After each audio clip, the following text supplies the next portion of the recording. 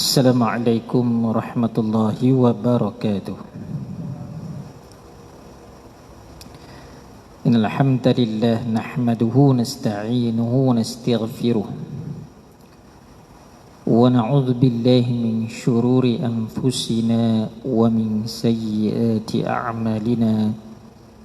Man yahdihillahu fala mudilla lahu wa man yudlil fala hadiya lahu.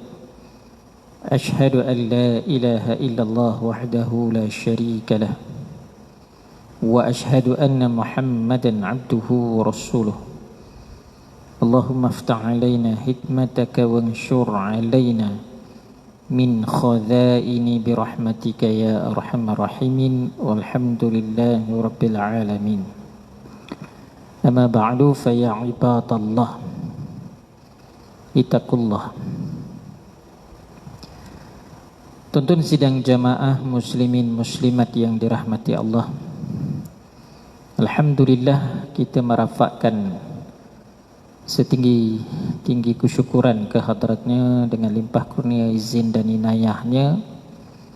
Kita masih lagi dapat menunaikan pengabdian kepadanya walaupun dalam keadaan cabaran, ujian yang besar dan juga suasana norma yang baru ini. Kita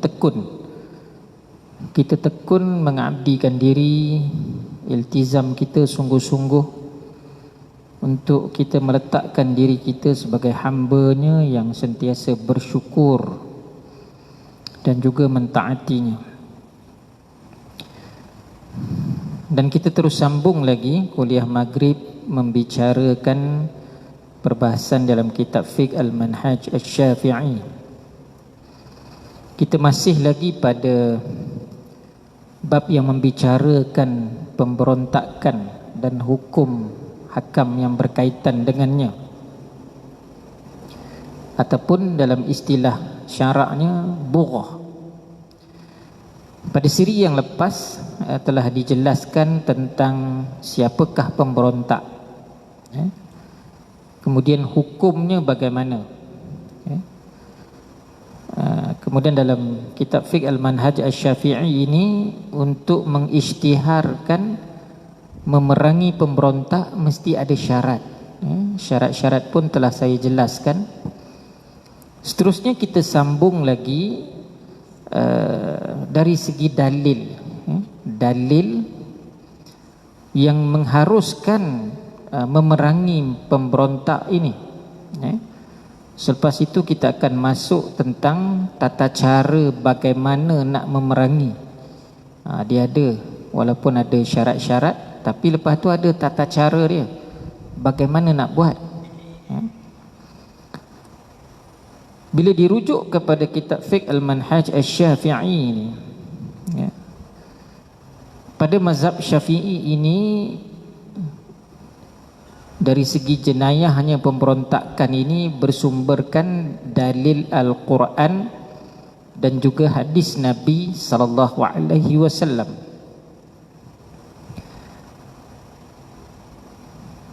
Dalil yang pertamanya ialah dalil daripada ayat Al-Quran sendiri. Firman Allah dalam surah Al-Hujurat ayat yang ke-9. A'udzu billahi minasyaitonir rajim. Wa in ta'ifatani minal mu'minin, dan jika dua golongan daripada orang-orang beriman iqtatalu fa aslihu bainahuma, berperang, dan jika dua kumpulan orang beriman ini berperang, fa aslihu bainahuma, maka serta merta mesti ada yang mendamaikan di antara keduanya. Damaikanlah. Ini perintah Allah. Fa in baghat ihdahuma 'alal ukhra, jika salah satunya berlaku zalim terhadap yang lain, Daripada kedua-dua tu salah satu kumpulan melakukan kebatilan, kezaliman, pencabulan, tak patuh perintah Allah. Faqatilul lati tabghi hatta tafi'a ila amrillah, hatta tafi'a ila amrillah. Maka lawanlah kumpulan yang zalim itu sehingga ia kembali amrillah, mematuhi perintah Allah. Fa in fa'at fa aslihu bainahuma bil adli wa aqsitu. Jika ia kembali patuh, mau dia patuh, dia ikut, maka damaikanlah di antara keduanya bil adli, dengan adil. Adil ini menurut hukum Allah. Wa aqsitu, berlaku adil tadi menurut hukum Allah, serta berlaku adillah kamu. Wa aqsitu, mesti diselesaikan dengan hak yang adil. Kemudian kita sendiri yang menyelesaikan pun perlu berlaku adil. Innallaha yuhibbul muqsitin. Sesungguhnya Allah amat mengasihi orang-orang yang berlaku adil kepada orang lain. Daripada pengertian ayat pun sudah jelas, kita dah faham, bahawa tidak menjadi satu perkara yang mustahil di sisi Allah dalam kalangan hamba-Nya, beriman sekalipun bila terlanjur akhirnya berperang tadi, maka Allah memerintahkan supaya segera didamaikan. Inilah sifat Islam, mengutamakan perdamaian sebenarnya, bukan mengutamakan beramuk, berkelahi, berperang sama sendiri. Ini sifat Islam, ajak berdamai. Tetapi manusia penuh kelemahan, sebab itu Allah sediakan undang-undang tu, peraturan tu, hukum hakam tu Allah sediakan. Dia yang jadikan makhluknya, dia tahu apa kelemahan manusia. Jadi bila dah ada usaha mendamaikan tadi, didapati ada satu kumpulan daripada kedua-dua tu tetap berlaku zalim, tetap menyeleweng, tetap batil, tak nak berlaku perdamaian ni, tak nak terima, dia je yang betul. Ni masalah bila seseorang ataupun sekumpulan yang mengatakan dia je betul, yang lain tu salah,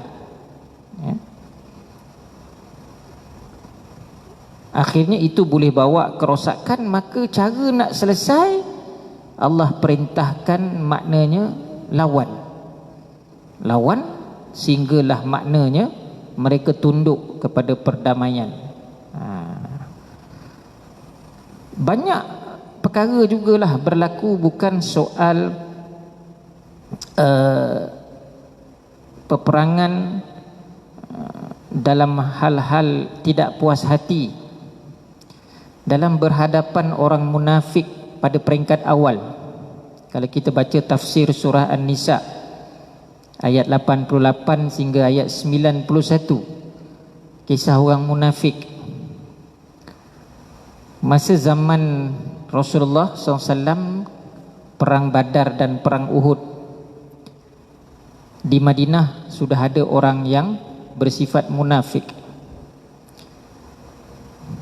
Peringkat awal tak nampak, sebab Abdullah bin Ubay bin Salul bersama dengan koncu-koncunya menyatakan Islam. Kemudian bila sembahyang tu di belakang Nabi betul, tak nampak kemunafikan itu. Tapi bila dalam perang Uhud, Abdullah bin Ubay ini memujuk tentera-tentera Islam supaya berpatah balik, dan dia berjaya pujuk dalam lebih kurang 300 orang. Daripada 1000 tu 300 patah balik. Dengan alasan buat apa kita perang dengan Muhammad? Nanti kau mati, bini kau jadi janda, bini kau lawa, dia kata. Harta kau banyak, nanti habis diambil dia orang. Maka yang fikir tamakkan dunia ini akhirnya terpedaya, terpengaruh, lalu berpatah balik. Maka dah nampak dalam masa yang sama orang-orang munafik ini ada yang tak bersetuju, ya. Tapi dia tetap juga ikut. Yalah, ya. Kalau boleh dia tak apalah, kalau tak perang pun dia duduk belakang je, tapi ikut Nabi, sebab nampak nanti dia macam menentang. Bila ada dua kumpulan begini, maka orang mukmin berpecah belah. Satu kumpulan menyokong supaya tidak diapa-apakan, maafkan, terima. Satu kumpulan kata kita perangi mereka. Maka berbalah kumpulan mukmin.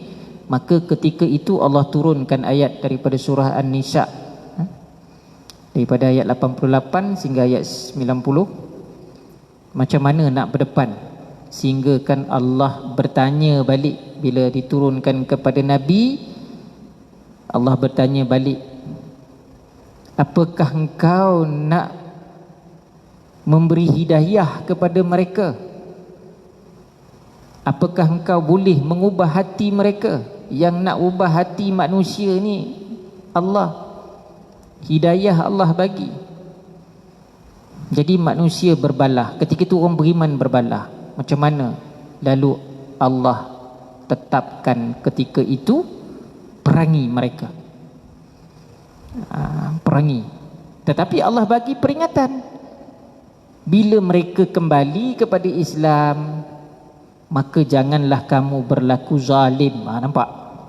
Ya? Jangan berlaku zalim. Sebab itulah dalam kalangan musyrikin pun ketika itu ada yang tak nak perang dengan Nabi. Salah seorangnya Abbas, bapa saudara Nabi. Bapa saudara Nabi bernama Abbas, dia lambat masuk Islam. Masa perang Uhud, dia menyertai musyrikin sebab dia musyrik lagi. Dia tidak Islam lagi. Bapa saudara Nabi, dia menyertai. Abu Sufyan kata kita balas dendam, perang Badar kita kalah, kita balas dendam. Abbas ikut. Tapi Abbas sebenarnya tak nak perang. Tapi sebab dia pun pembesar keluarga Bani Muttalib, Bani Hashim, lalu dia sertai dalam keadaan hati dia tak nak berperang dengan Nabi. Nabi maklum perkara ini, Jibril beritahu kepada Nabi.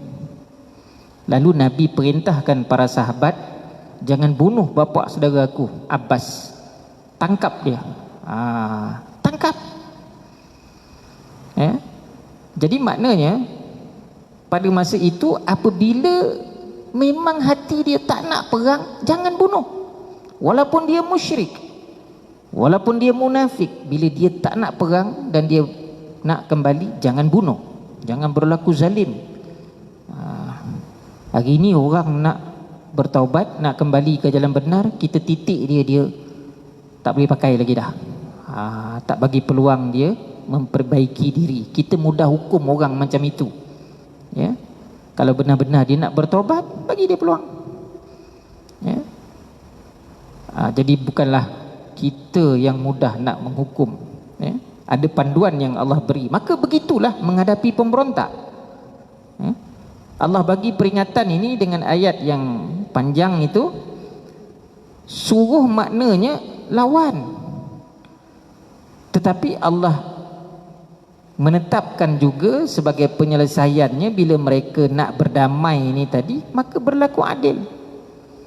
Jadi ayat ini walaupun tidak menyentuh tentang pemberontakan terhadap pemerintah, sebab dia kata aqtatalu, berperang sesama sendiri, tak kata pun memberontak kepada pemerintah. Tapi oleh kerana ayat ini umum, ulama-ulama tafsir dia huraikan ayat ini dengan istimbat hukum qiyas, ya, qiyas. Maka dalam hal peperangan dua pihak, bila ada satu pihak tu dia nak berdamai, maka damaikanlah, jangan berlaku zalim. Maka begitulah pemberontak, dia menentang, tiba-tiba dia nak berdamai, maka jangan terus berlaku zalim.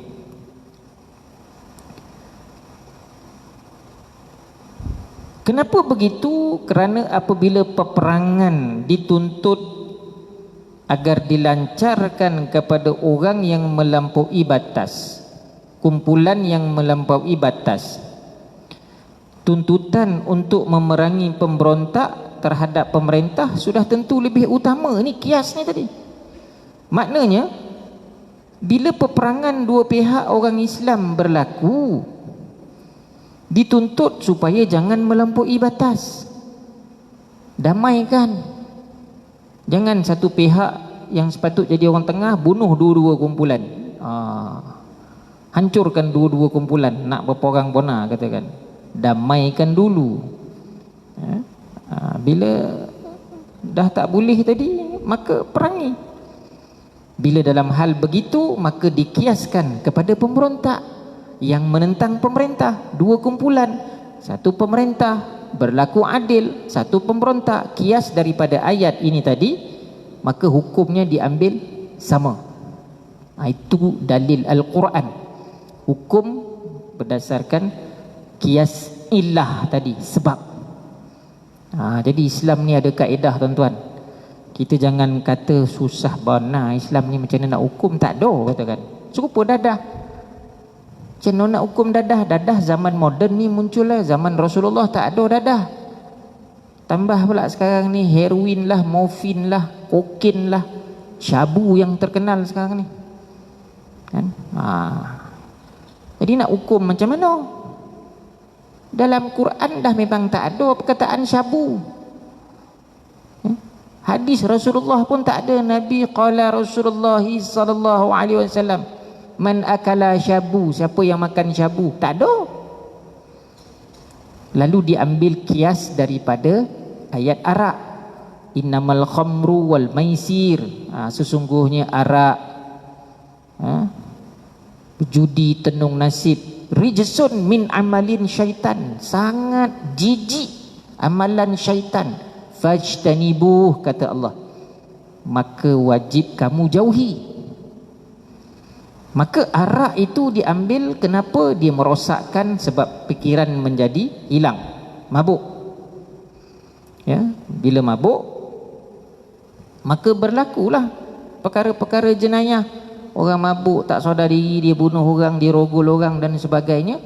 Maka dikiaskan illah, sebab arak itu merosakkan akal, mabuk tadi, maka dilihat dadah macam mana, sama, ilahnya sama, ilah, sebab kesan dia sama.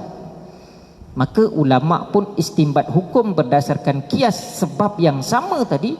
Maka ambil ayat innamal khamru, maka dipadankan dengan dadah. Maka dengan sebab itu hukum dadah menjadi haram bila disalahgunakan. Asal boleh lagi kalau buat ubat, setakat ubat lah.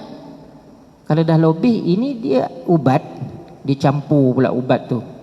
Biasanya goma bona, orang yang ketagih ni, dia makan Panadol dengan Coca-Cola. Bondo tu ada tindak balas. Lepas tu dia jadi weng, sodap dia kata. Lama ketagih kan? Itu yang paling murah lah. Jadi tak boleh merosakkan diri. Itu dalil yang pertama lah, berdasarkan kepada Al-Quran. Tapi hukum itu datang daripada kias. Kemudian yang kedua, dalil ini datang daripada hadis Nabi SAW. Baginda bersabda, man faraqal jama'ata shibran faqad khala'a ribqatal Islam min uqunihi.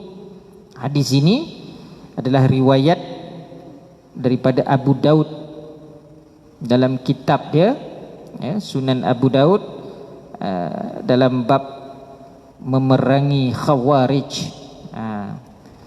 Abu Zar Al-Ghifari yang meriwayatkan hadis ini, Abu Zar Al-Ghifari, sahabat Nabi yang sangat rajin ke masjid, duduk lama ke masjid.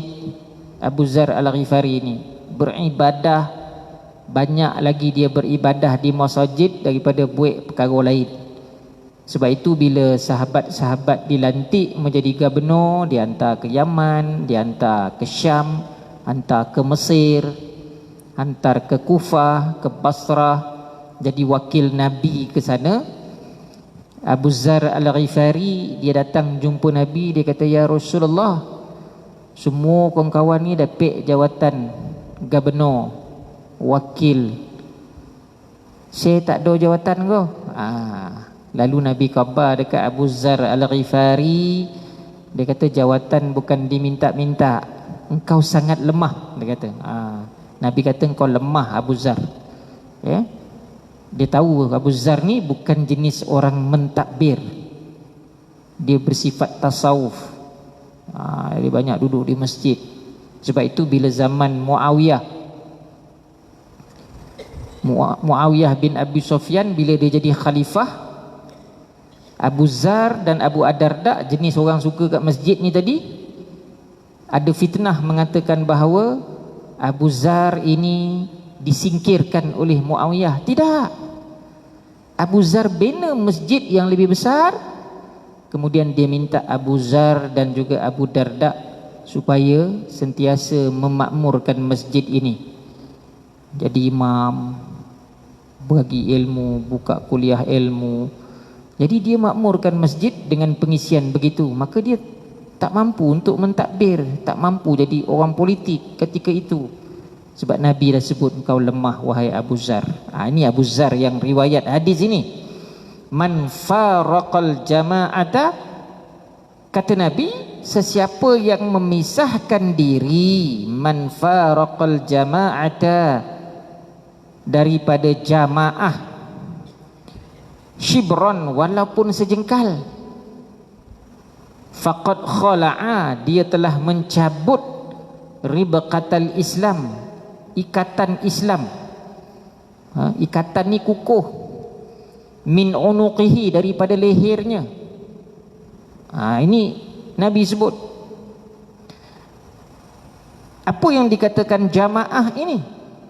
Jamaah ini ialah jamaah umat Islam yang patuh kepada Quran dan sunnah Nabi, ahli sunnah wal jamaah. Maksud hadis ini, ahli sunnah wal jamaah, siapa dia ahli sunnah wal jamaah ini? Yang patuh kepada Al-Quran dan ikut sunnah Nabi. Mereka daripada sejarahnya dulu, selepas Nabi, para sahabat, khulafa Rashidin, ahli sunnah wal jamaah. Para tabi'in, ahli sunnah wal jamaah. Jadi tak boleh ahli Quran saja. Negara kita pernah ada jamaah Al-Quran Malaysia. Ada. Dia sebuah NGO berdaftar. Dia menolak hadis Nabi, menolak hadis Nabi. Jamaah Al-Quran Malaysia, kalau tuan-tuan ingat, ketua dia dulu dah Allah yarham dah, Qasim Ahmad. Dia tubuhkan Jamaah Al-Quran Malaysia. Yang menolak hadis ni, dia kata sebab hadis ni terlalu lama. Zaman Rasulullah dulu, macam mana dah 1000 tahun lebih sampai dekat kita tu, betul ke? Hujah akal. Hujah akal logik tak? Ya, betul logik. Dulu tak ada rakaman, dulu tak ada video, tak ada handset macam sekarang. Macam mana hadis Nabi tu memang sampai dekat kita ni, yang talian dia berapa langkau perawi dia, beratus, beribu barangkali baru sampai, baru sampai. Betul ke tu? Dia tanya macam tu, betul ke tu? Tepat ke? Sahih ke? Macam daripada mulut Nabi keluar. Bila dia buat perkiraan hujah akal macam tu, fikir dengan akal, ya tak ya juga kan? Mana nak buktinya? Kalau zaman sekarang ada video, tu yang kita jangan buat gagam tu, kan? Orang buat video, orang ambil video, kan? Kita pergi masuk disko tu nak berdakwah, kan? Orang kenal kita Pak Lobai, ambil gambar Pak Lobai ni, pula kojo dia masuk disko, dia nak pergi menegur orang, sudah dia kata Pak Lobai kaki dangdut, katakan, keluar, dah jadi fitnah. Sekarang tak boleh, sembrono kita. Jadi maknanya yang dikatakan al-jamaah, ahli sunnah wal jamaah, iaitu ahli yang percaya dengan Al-Quran, percaya dengan hadis Nabi. Jadi kita sejarahnya ada yang tak boleh terima hadis Nabi sebagai hujah, Quran saja. Sebab Allah yang mutlak, dia kata, betul lah, tapi Quran disampaikan oleh Nabi. Keseluruhan Al-Quran itu Nabi yang sampaikan, kalau tidak tak boleh kita faham. Malah ulama-ulama tafsir pun kalau tak daripada hadis Nabi menjadi rujukan, huraian tak lengkap. Antaranya tafsir Ibnu Katsir. Tafsir Ibnu Katsir ni banyak rujukannya daripada huraian hadis Nabi. Ayat itu diterangkan oleh Nabi, maka diambil hadis-hadis Nabi menerangkan ayat Al-Quran. Jadi tak boleh tolak hadis. Kita sejarahnya pernah ada yang menolak hadis. Kalau kita maknanya memisahkan diri daripada jamaah ahli sunnah wal jamaah ini, yang taat Al-Quran, yang taat sunnah Rasulullah ini, walaupun sejengkal kita tak join dia, kita tak nak lagi dengan dia, kita nak jadi ahli Al-Quran saja ataupun ahli hadis saja, ataupun tak nak ahli Al-Quran dan hadis, dia kata kumpulan ni asyik hukum haram aja, susah kita nak bergerak, dia kata. Lebih baik kita bebas daripada orang yang nak pegang Quran hadis, katakan. Dia pisahkan diri. Walaupun sejengkal, Nabi kata maknanya dia telah mencabut ikatan Islam daripada leher dia, maka dia akan jauh daripada Islam. Maka dengan sebab itu pemberontakan berdasarkan hadis ini tak boleh memberontak. Apatah lagi pemerintah itu adil. Pemerintah itu berpandukan kepada Al-Quran, berpandukan kepada hadis Nabi, berteraskan kebenaran. Dia berlaku adil, benar, tidak zalim. Tapi oleh sebab tak gamar orang tu, maka tak nak. Kita bukan boleh gamar tak gamar, kita kena ikut yang betul. Ya.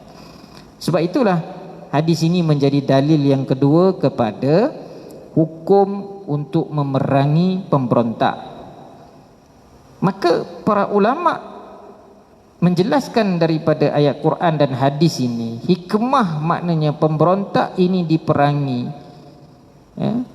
walaupun ada kekeliruan sekalipun, ada kekeliruan sekalipun, ialah kerana kestabilan pemerintahan seseorang pemerintah bila telah ditabalkan secara sah oleh umat Islam. Dia adalah asas yang sangat penting bagi menyatu padukan kekuatan umat Islam. Sebab itu bila Rasulullah wafat, sahabat-sahabat berbalah untuk memilih siapa ketua. Jenazah Nabi ini terkujur. Yang menguruskannya ialah kerabat baginda, Sayyidina Ali, Abbas, Aisyah, isterinya, maknanya ahli bait, keturunan Bani Muttalib, Bani Hashim yang menguruskan jenazah Nabi. Sahabat masa tu seorang pun tak ada. Padahal Abu Bakar paling rapat, kenapa dia tak uruskan jenazah Nabi? Ketika itu soal pemerintah penting. Negara tak ada pemerintah. Bayangkan, sahabat Nabi terkujur jenazahnya. Kita kalau bab orang meninggal ni, kan, macam semalam kan, sahabat saya Tuan Haji Jamil. Tuan Haji Harun ingat kan Haji Jamil ni? Tuan Haji Jamil ni pernah jadi imam Masjid Taqwa, imam duo Masjid Taqwa, bekas engineer MPS. Siapa yang pernah tugas di MPS, engineer Tuan Haji Jamil, orang Linggi, tapi dia dah duduk di Sepang. Terasa saya bila dapat tahu sebelum subuh, pengetua saya telefon, "Ustaz, tolong jaga sekolah." Terkejut saya. "Tuan nak pergi mana? Ustaz tahu cerita tak?" "Cerita apa tu? Ada cikgu kita ke yang ni?" Tuan Haji Jamil dah tak ada. Itu abang ipar dia. "Ustaz jaga sekolah, saya nak pergi ziarah."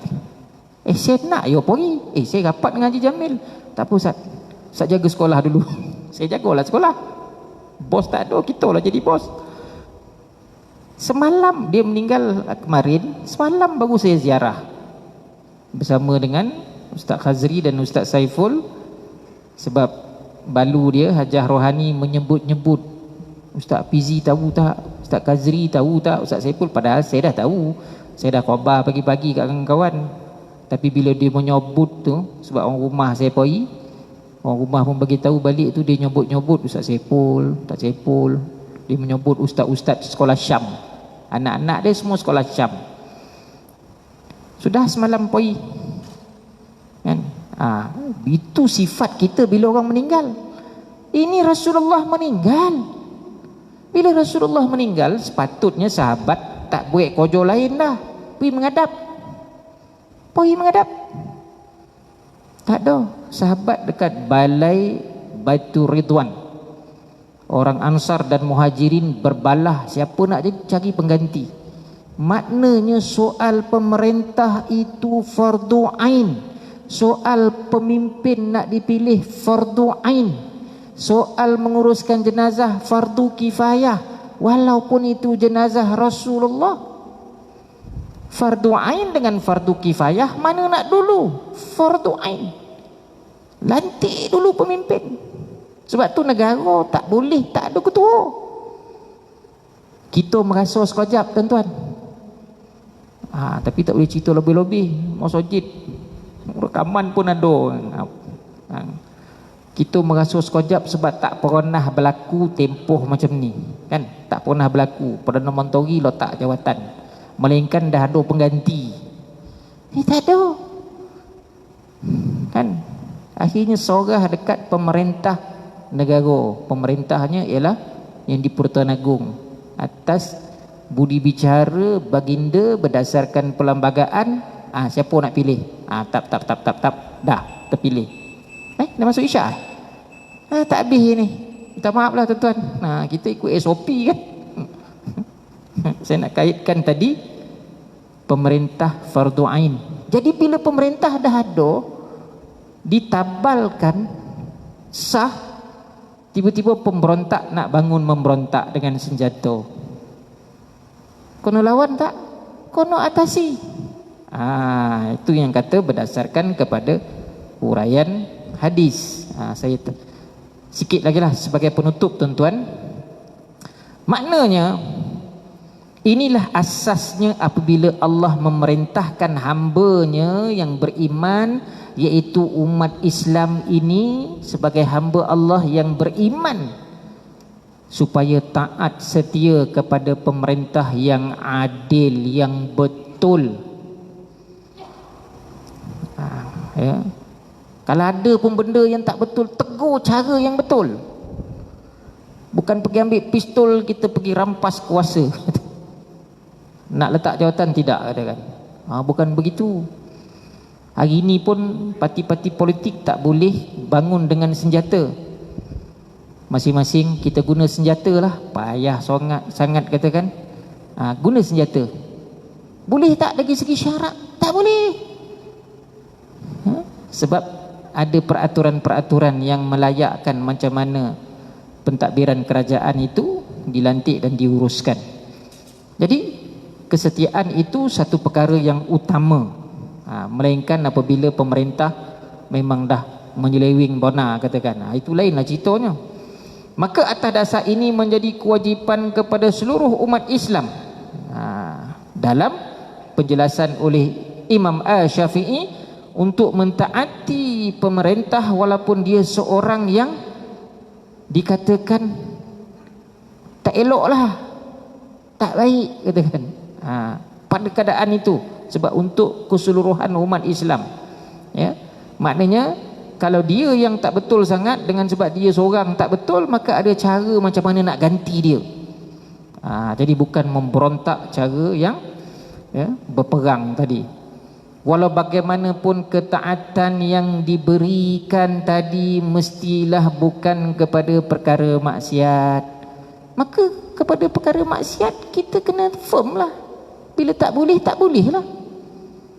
Walaupun dia pemerintah, dia tak boleh mengajak kita taat kepada maksiat, kerana tindakan seluruh umat Islam bila mengingkari pemerintah itu lebih buruk daripada ketua yang zalim tu. Dia nak hancurkan semua pemerintahan tadi, nak rampas kuasa tadi, lebih buruk daripada dia yang bos yang zalim tadi. Ya. Jadi maknanya Islam meletakkan bila buruk tu lebih lagi, yang itu selesaikan dulu.